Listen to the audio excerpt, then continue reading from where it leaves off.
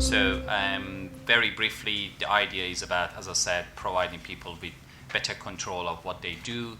We're working with many collaborators. We ask them to put forward what they could do, and then bring every technology together, make sure that the technology work in the same language, bringing one network, one hub, and then transfer all the data to a monitoring service, monitoring team, and have a sort of a pathway after that. But I'm focusing on this talk about how we use the end users to design the sort of service that we wanted to have. So this is what we've done. We look at the sort of all the devices going to a person's home. The devices are something that you could buy off the shelf, nothing new. But what we did, we asked the University of Surrey to make sure that all the devices use one gateway, one hub. Otherwise, you're going to end up with so many gateways at home. Everything comes to the sort of IoT test bed cloud, and then from there become a sort of very easy integrated view dashboard. And we use the monitoring team. Monitoring team are assistant. They're not qualified, and we did it on purpose because we want to make sure that we could reduce the cost, and they will be supervised following the clinical algorithm. So we've written clinical algorithm for every alert that comes. They follow the algorithm, and then it depends on what type of response they need to do. They could arrange emergency, outpatient, or send someone to do a home visit. The idea is, can I predict who will have UTI? Who will become agitated, who needs to come to hospital today, and also can we change the setting of NHS, how it runs by outpatient appointment.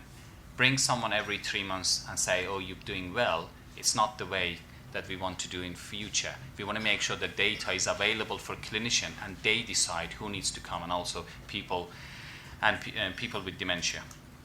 So what's the best approach? I think the best approach is inviting everyone to come forward to tell you what they want. So we're doing a randomized controlled trial, but alongside and before we started the randomized controlled trial, we did trusted users. So we asked a few people to come forward and test the technology in their home, and we continue with those people. Some of you may have seen it on television yesterday on Breakfast Show BBC that there are recorded a sort of couple of videos of people that they're using technology and they're enjoying this routine of using the blood pressure, temperature, pulse, how they're doing on a day-to-day basis. So more than 40 people got together from the academics, innovators, people, GPs. They all come together. They said what we want to do in Surrey, and we designed the service alongside what they think could work.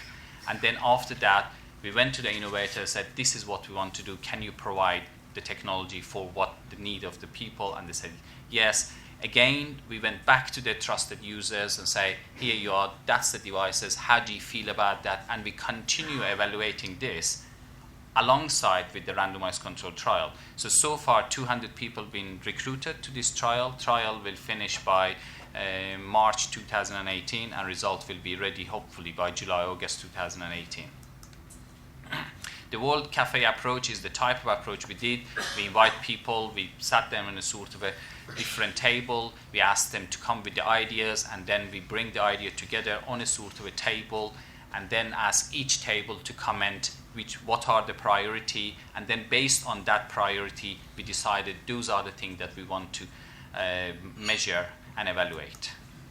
Then we went back to them and continues changing. So some of the devices we noticed that it's not working. It's not the best friendly way of setting things in people's homes with dementia. Therefore, we went back, we changed the design, we changed the way that they need to do it. And then so far the feedbacks are so positive. They enjoy being part of it. They feel that, okay, they've been monitored. It may be a sort of big brother house, but at least we know who needs to go to see their GP. And we picked up so many things so far. Those are anecdotal. We haven't got the result of the RCT, but we picked up the emergency blood pressure, someone who needed to go and see their GP because of the UTI. We prevented a couple of falls. And so those are the things that so far so good.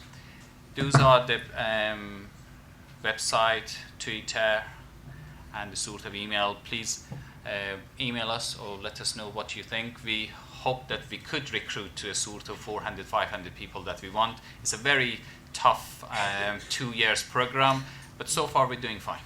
Many thanks. Thank you.